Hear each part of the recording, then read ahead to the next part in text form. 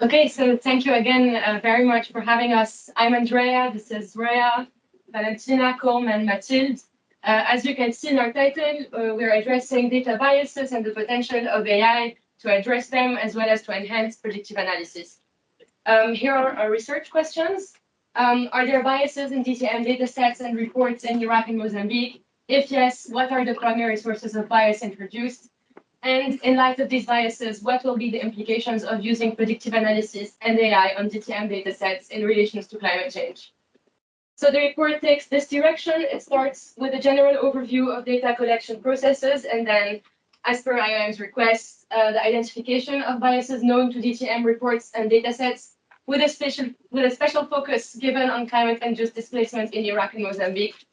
And then we delve into more specific biases, we're taking a gender lens, looking at social desirability bias, and then multiple biases affecting specifically predictive analysis methods. And then the last part of the report is an overview of the potential uses of AI to mitigate those biases, without forgetting, of course, the ethical considerations that are involved in the process, which we will see in the recommendations in the end. This research is important because the emergence of bias in humanitarian data affects humanitarian aid and policymaking, which can be highly influenced by it.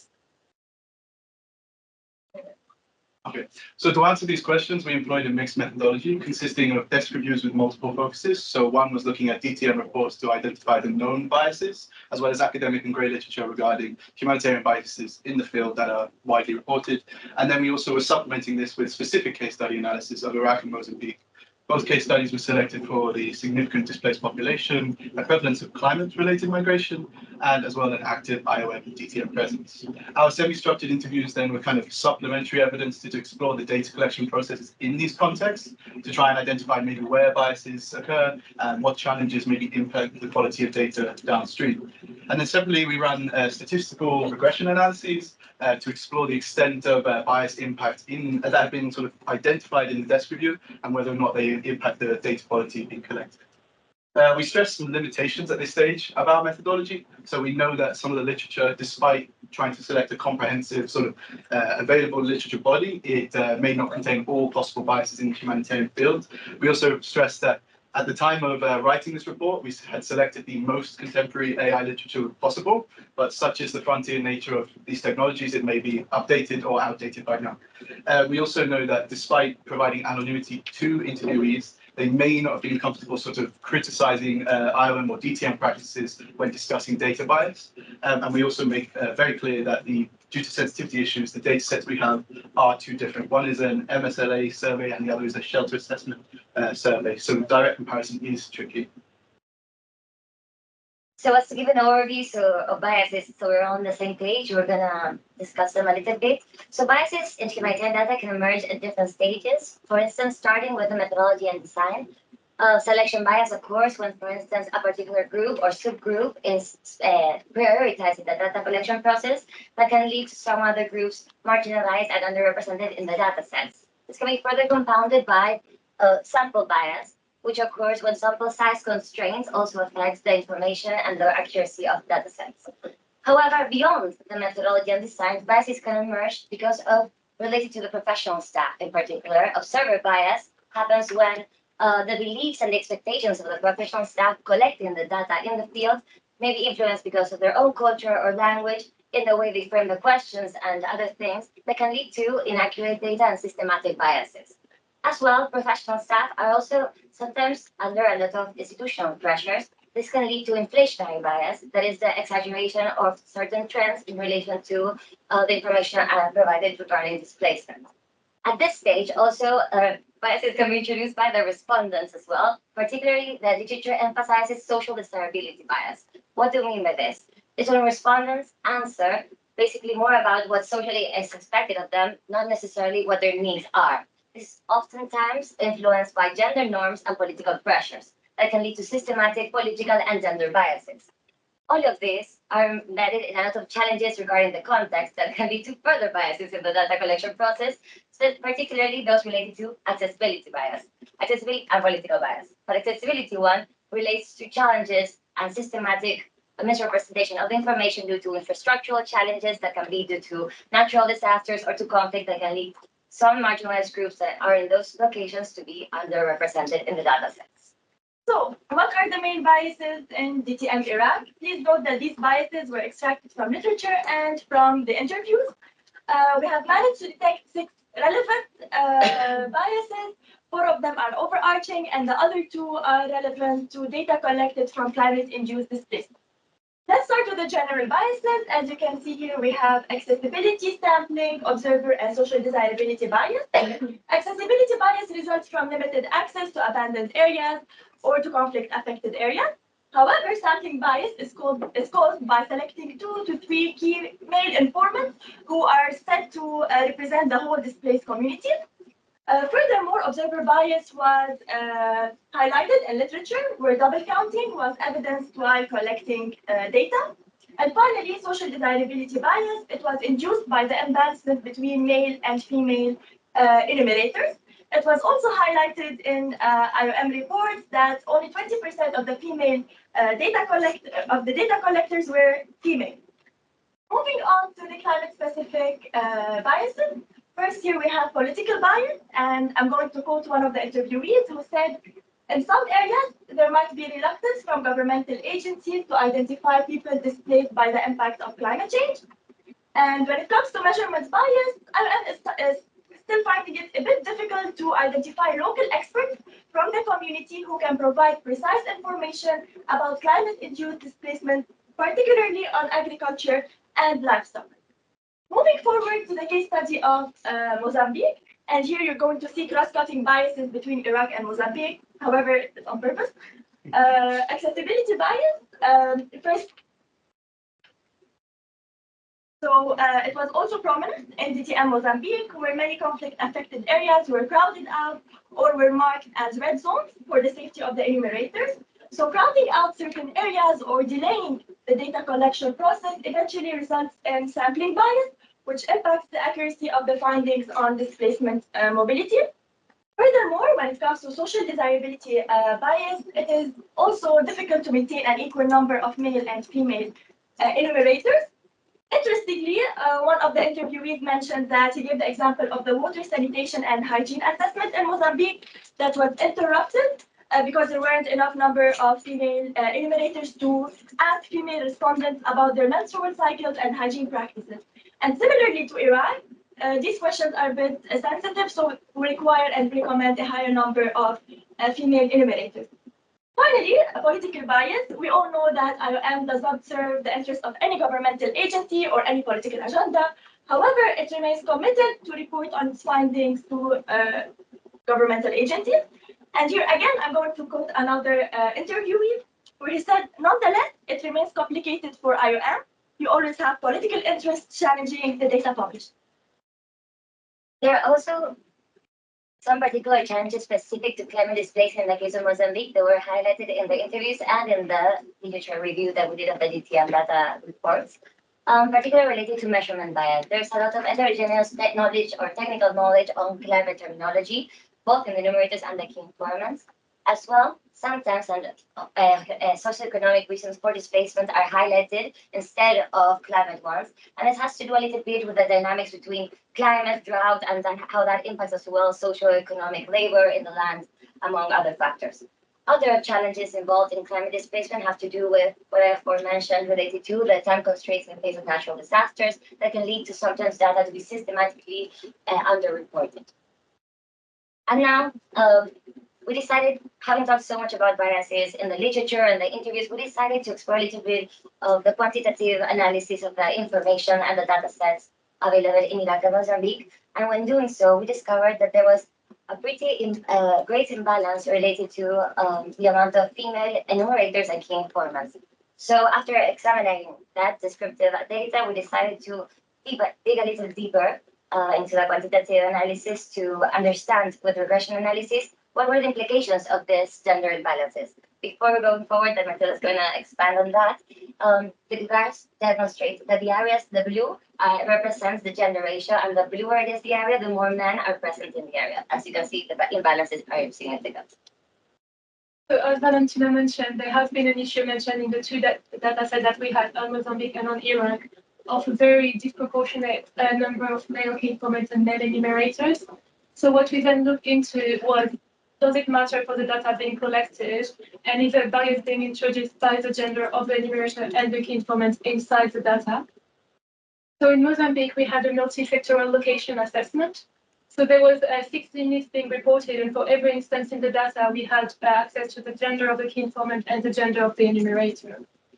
So when we run the regression analysis on averaging the cost indicators, protection, health, nutrition, and the other one you can see on the graph below, the key informant's gender had no statistical effect on the data. For us, that was a really surprising outcome because we were expecting both the key informant and the enumerator's gender to be impacting the findings.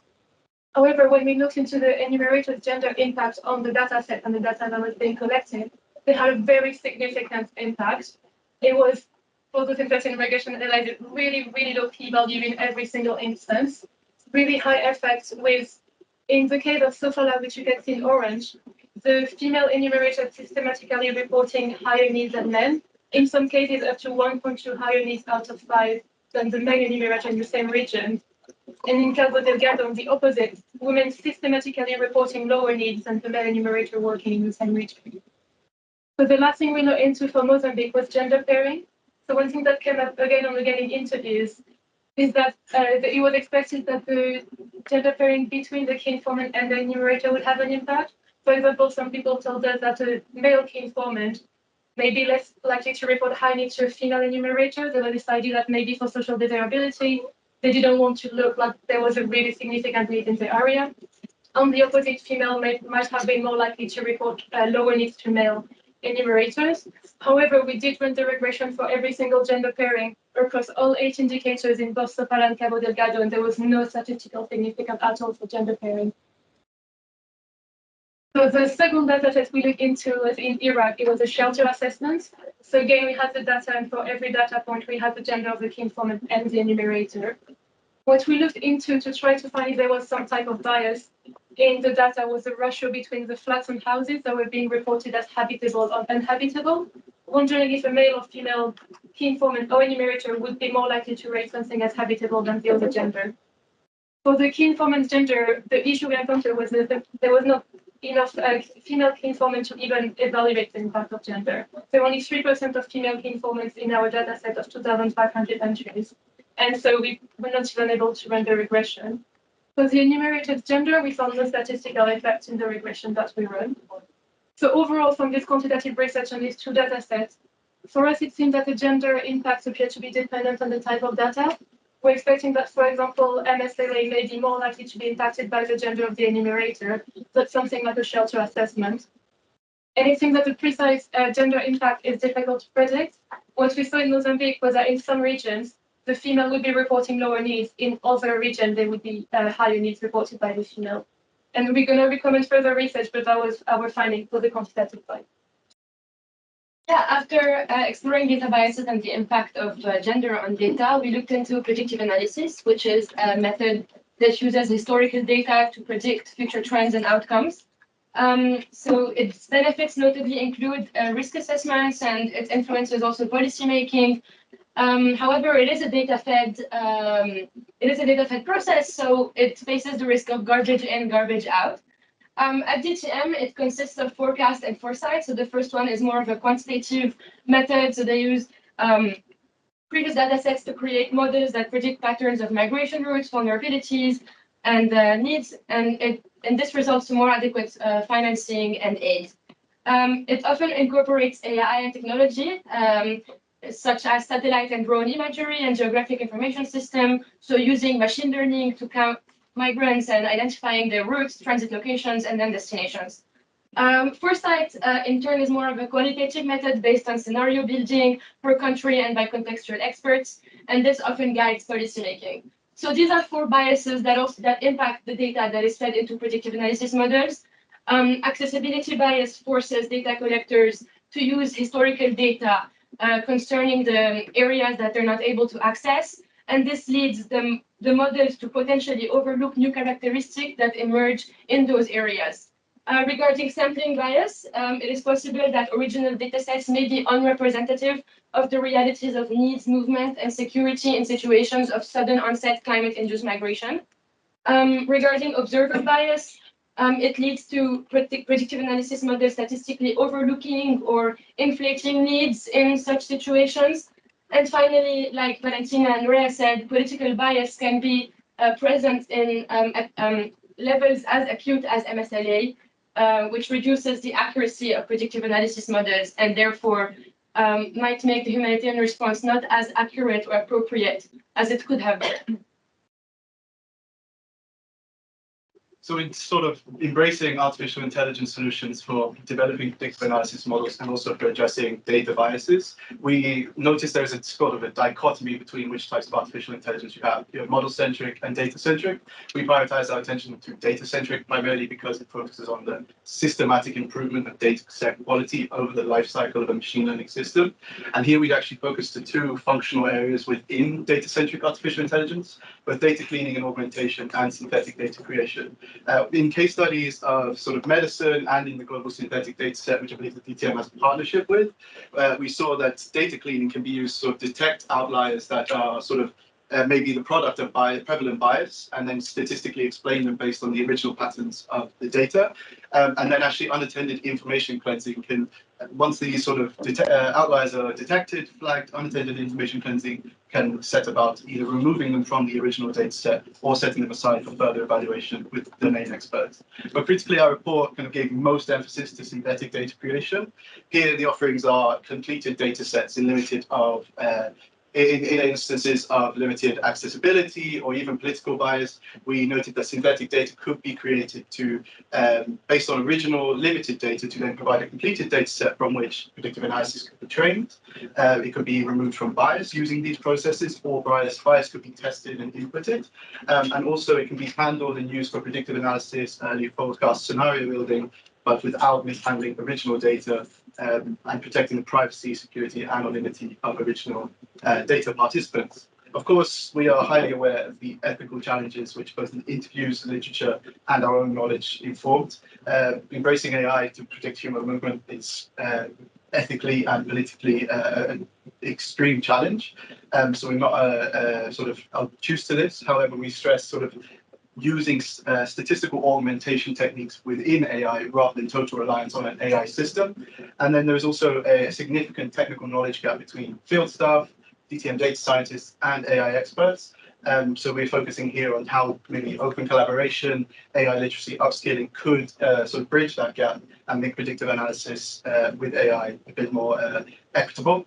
And then there's also a significant requirement of having IOM staff involved in the validation of synthetic data. So whilst there is a cost efficiency sort of benefit to using DCAI, the requirement of having IOM staff to validate the data over time may undermine this value. So overall, to summarize the key findings that we've been giving you so far, so the main biases that were reported in Iraq and in Mozambique were coming from political factors, accessibility, social desirability, measurement, and sampling. Then we found from the quantitative research that the enumerator's gender does appear to have an effect on the data, and the effect depends on the data type and on the context. We looked into the fact that these biases do impact the accuracy and the effectiveness of predictive analysis, and this could be addressed through using data cleaning and synthetic data to try to mitigate the data biases. And finally, we're going to be recommending further research to both confirm our finding and design precise intervention, which Andrea is going to talk about. Yeah, the report gives place to further reflection, especially in terms of the quantitative analysis. For example, assessing the replicability of the results we found, investigating the intersectionality of factors other than genders of enumerators and KI, such as their language, culture, ethnicity, etc. Considering which types of data would be most affected by social desirability bias. So here we saw the difference between MSLA and shelter assessment. In terms of biases, maybe exploring more types of biases, their impacts and how to mitigate them in different contexts. So for example, in countries affected by conflict migration, etc. And finally, in terms of AI, just exploring more DCAI solutions for humanitarian contexts, text bias detection and cleaning limitations, and finally, accountability mechanism and knowledge gaps related to AI. Well, based on our report and the further research that we invited asking you to propel, we thought about 6 possible recommendations for the IOM. The first one related to further transparency and accountability in the DTM reports. Even though there are sections that account for the limitations they have, it would be great if further information about the limitations in data collection processes would be made available. And secondly, we believe that it would be very interesting for a further diversification of enumerators and key informants. Winner studies is a very difficulty. It's a great difficulty, but at the same time, a great intersectionality in terms of gender, age, and ethnicity would provide a more representative data. Additionally, we believe that providing specialized training for enumerators on the nuances of climate-induced migration would be good, particularly on the interactions with gender dynamics and socioeconomic variables. This is on the short term, however, on the long term to build trust. So we also recommend developing regular training programs for key informants to strengthen their skills, and as their skills are strengthened, this will reduce biases during data collection. And then finally, in discussing AI, it's quite a broad recommendation, but sort of ethical artificial intelligence usage. We noted sort of a significant gap in the literature, and in interviews, it was commented upon that in terms of humanitarian data and managing artificial intelligence, there isn't a sort of overarching governing mechanism to which we thought the IOM could be a suitable partner or leader in creating. And then in using AI directly for DTM use, DCAI offers ready solutions, but we stress these are being used in limited sort of settings rather than being totally relied upon, and we are highly aware they will never replace DTM staff human input in managing humanitarian data. Yeah, so thank you for having us today, and special thanks to Miriam and Sarah for the guidance over the last 6 months. And yeah, we're going to be taking questions.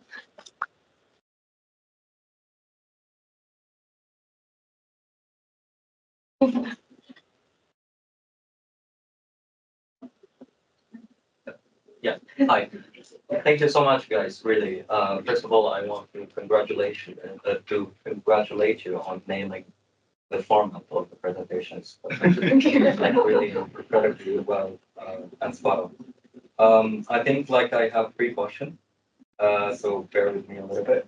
The first one being I think at the beginning of the presentation, you mentioned that the DTM datasets had several biases, given the example of accessibility bias and all. I wanted to know, in elaborating your predictive modeling and the regression model that you built, have you actually accounted for these biases? Have you fixed them? How did you overcome those biases when implementing them, whether in the AI algorithm that you ran or the predictive analysis that you did? This is one. The second, I think in one of the recommendations you gave the use of synthetic data sets. Can you please elaborate on that more? How is that possible? If you kind of have tried something around that. And finally, this is more for all of you. Given that AI was involved in the topic, how do you actually foresee AI going in the future with humanitarian aid and the humanitarian field in general? If I could take the second question whilst it's on the top of my head.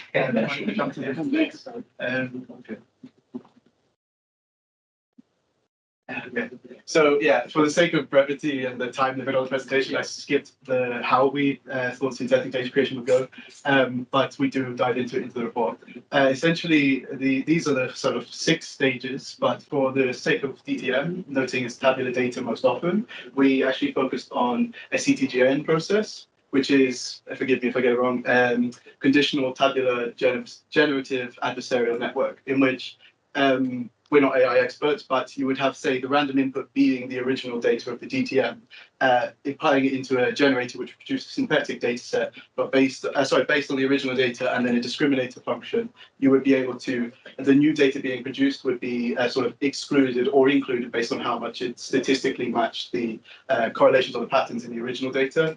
It's not a perfect mechanism, but the process is a kind of parameterization and validation here with IOM DTM experts may be sort of the best or the closest thing to doing that. we didn't run AI systems or AI applications, just we're not data, I'm not an AI expert, but this is kind of a flow chart, if you will, of how we thought it would be implemented. Happy to take more questions on it. Thank you. I can go back to the first question about encountering accessibility bias. So Colm mentioned we didn't run an AI program. It was, planning for the main steps, but we did not actually code for it.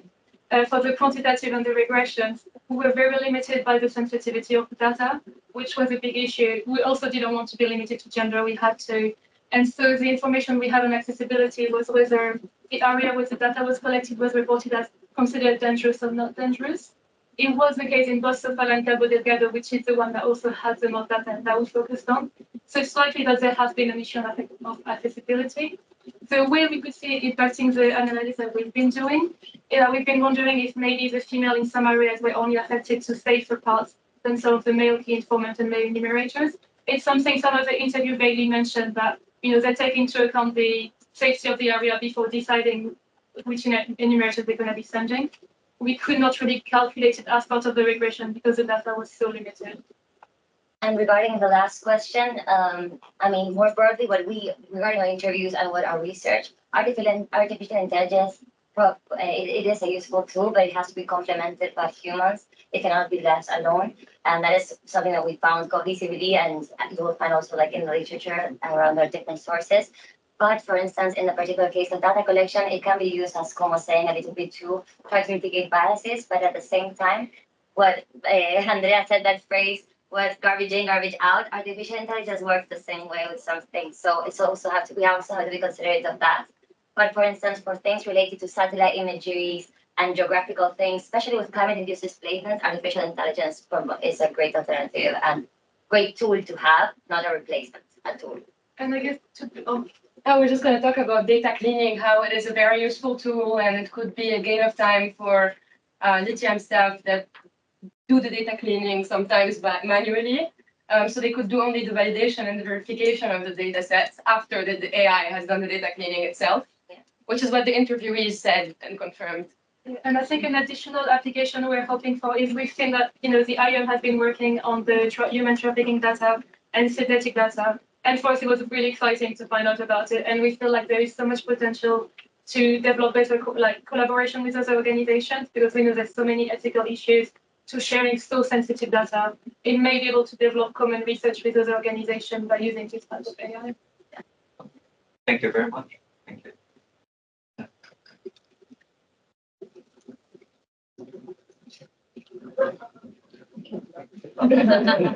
No, I'm happy you asked the question about Mozambique and that you just mentioned as well what they said in the interview, why that access issues might have impacted why it was different in Cabo Delgado versus Sofala province. So my question is, okay, so this the bias type that you introduced with the example in Iraq about how the understanding that key informants have of climate-induced different types of human mobility and then what is reported, I thought was very interesting. So my question is, have you come across, so I'm sure this is not a unique thing, like in all of climate science and discussions on climate and human mobility, definitions are a very gray area. Have you come across other sectors where maybe they're also trying to approach this bias from a data perspective, and would you relate it to the recommendations that you have here? Or is there a good example that one could follow in relation, even just conceptually, but also operationally on definitions of climate and how it impacts human mobility? It's a really good question. Thank you. If we're going for the conceptual aspect, let's maybe go for the practicality. I mean, we all taken currently even migration classes in university. It's been a big academic debate of how do you decide if someone is a climate migrant or not a climate migrant. There's been recent theories just saying, oh, it's complicated, it's a lot of factors, and they all come together, and it's kind of climate, it's kind of economic. And yeah, even academically, it's been somewhat frustrating research be saying, there's no clear line. Climate migration is kind of fuzzy. It's really hard to determine if we would be considering it as climate migration or not. In this particular case, we're wondering if there may be more than one literally more than one box that you could be ticking and just saying these are both clearly included. I was gonna add, just like in the operational side, the question is, why is it important? What does it matter? Like to know if it was because of climate or if it was for socioeconomic reasons. I believe that it would be great if you can tick a lot of different boxes as well. But at the same time, I feel like there are other parts of the survey that I think better identify the needs of the person, and sometimes maybe that particular reason maybe is not entirely that relevant. As our scope of research to make it more comparable, we focus on climate states. In Iraq and Mozambique, we chose climate in particular, but at the same time, the question is, well, to what extent is it really relevant, or is just treating a person as a displaced person? That is the entire thing of defining a climate refugee or not a climate refugee, just a refugee.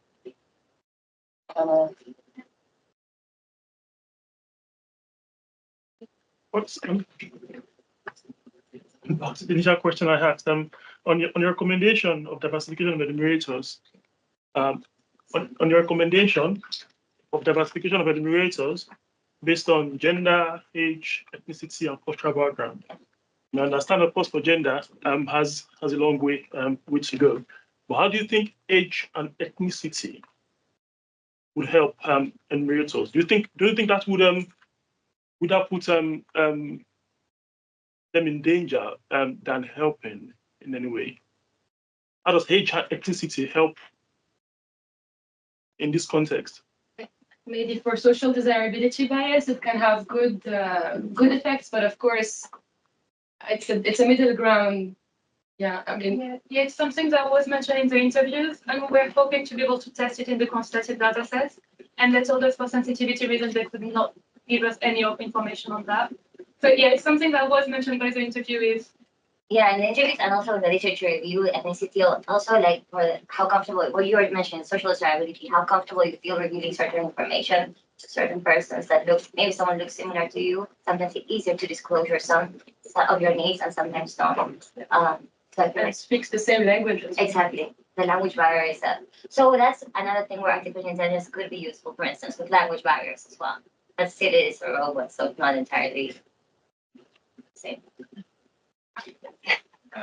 Yeah, just a couple of questions. First one's a bit lighthearted. For the report, did you get input from one of our staff on the structure and the style of it? We got sent a template, but I made it based on that template and some other ones. Okay, because it has to be said, this looks like something that came straight out of one of our flash. It's really, really good. Are you accusing them of plagiarism? Plagiarism. No, it looks genuinely distinguishable and stuff. Yeah, it's impressive. I appreciate it. First question. I noticed the regressions that you ran in terms of the numerator effect on gender. And the question that came to my mind was whether, and by the way, just based on qualitative reasons alone, I have no reason to doubt the conclusion. I'm just questioning the method. Is there a chance that this is driven by the location, by the region itself? I mean, it's really tricky to distinguish an enumerator effect from a location fixed effect, right? And especially so when there is a clear structure or patterning with the certain locations are more male centric than others, it seems, in the map that you showed.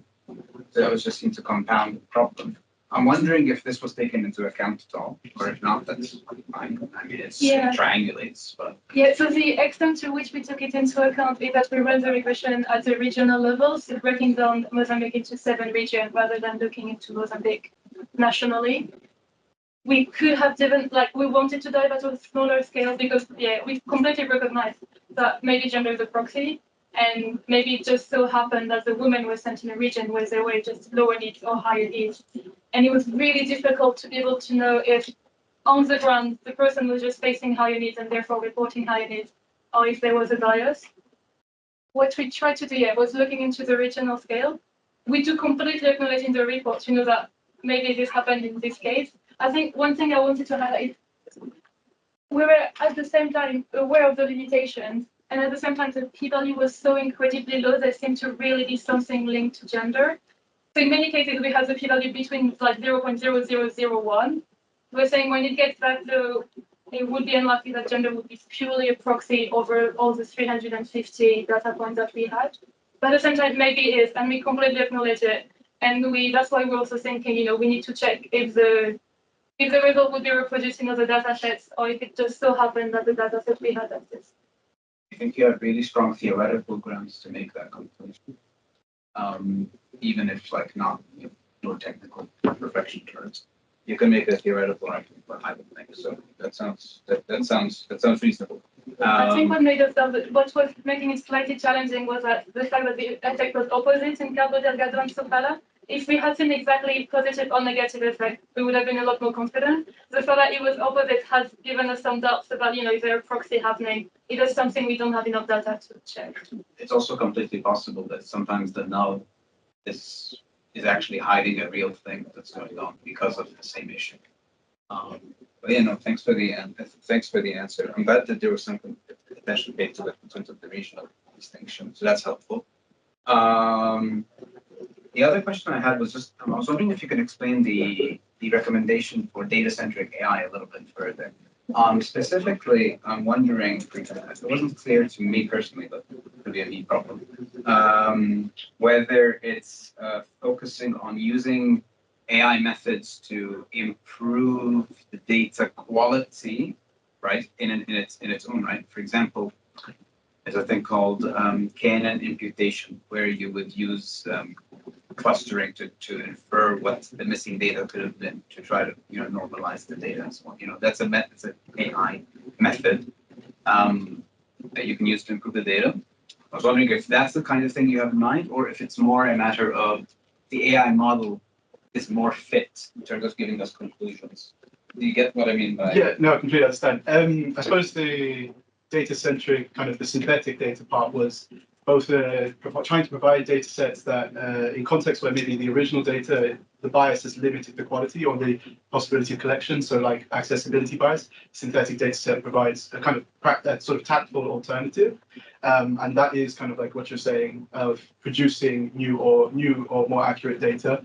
Again, fault line with how you use it. But in terms of using it for predictive analysis, some of the data cleaning and augmentation tools were used for detecting bias within existing data sets, and thus whether it was an AI predictive analysis model or built around with staff expertise, you would then be able to have those biases be known at the first stage of generating predictive analysis of climate migration, whether it maybe affects how you mobilize resource, major decision making, or if you took predictive analysis models word for what it's saying. So I think it's a combination, it's a bit of a hybridization. We are also aware that like the main part of the report was to address data biases. So we're looking at how data bias may have impacted data quality rather than saying how you could have removed data bias in the first place. If that's a holistic answer. I think it's a really good answer. I think the second bit that you were talking about, you're suggesting using AI to try to find the problem in advance, basically, right? As a data cleaning. Essentially, yeah, I wouldn't say the word anomaly detection, but a similar principle, which one of the interviewees had mentioned is already going on. We're not sure if it was with AI or not, but essentially going into a data set and seeing if what bias was suspected or has been reported, whether or not it's had an impact on the statistical relationships of certain data points. But this is our hypothesis of what it could be used for. It's good that that both of your answers focus on, I think, the internal quality of the data and the generation of it, instead of seeing how the AI model could do it, because I would have been a bit more skeptical of the latter. Thank you. We wanted to steer away from seeing how AI would do it on its own. Yeah. I think, yeah. Thank you so much. Thank you. Thank you, everyone. Just wanted to jump in and say if colleagues online have any questions, this might be a great time to jump in. Otherwise, we might wrap up for today. I have a reflection. I know I'm not online, I'm in person, but I think it's for both groups, but especially for not specifically your project, but any research which evaluates data quality or elements that have to do with humanitarian operations. I think and I think I can say this quite confidently, one of the greatest weaknesses of academic research in this space is that it completely ignores the operational realities of implementing these things. So I think it's really good. I could see that you guys had reflected on this and that you had been impacted by the research that you did, interviewing our colleagues in the field, in paying attention to what is the ideal solution and what is the realistic solution. So you'll be happy to know that DTM is very interested in the biases in its own data, and we've conducted a lot of internal reflection on our data collection processes. So you may have come across in your desk research, or maybe you didn't, it was some time ago, there was an article published about quantifying urban disaster displacement that looks at how political bias impacts the geofencing of exercises and ultimately impacts who's counted and who isn't counted. We are also about to release a chapter in a book that looks at, from a qualitative research perspective, what is the impact of gender imbalance in enumerators and key informants. But key to both of these papers is our reflection of, okay, so what can you actually do about it? Like in some contexts, it will forever, as in forever in our lifetimes, maybe, be impossible to employ a balanced enumeration team. Social norms, cultural norms play a huge part in this, and in some instances, we can't overcome that. But what can you actually do to mitigate for that bias? And that's what we explored in our paper as well. So that's what I would say for both teams. Like when in your future research, and for those of you who go into academic careers, if you're researching humanitarian interventions, think about the so what, right? What can humanitarians actually do about some of these problems? And I think that's the key place to make bridges between academia and practitioners. And it's also the key place to create sore spots between those two fields as well. So, congratulations to both of the teams and to you guys as well for considering that in your research. It's my reflection. Thank you.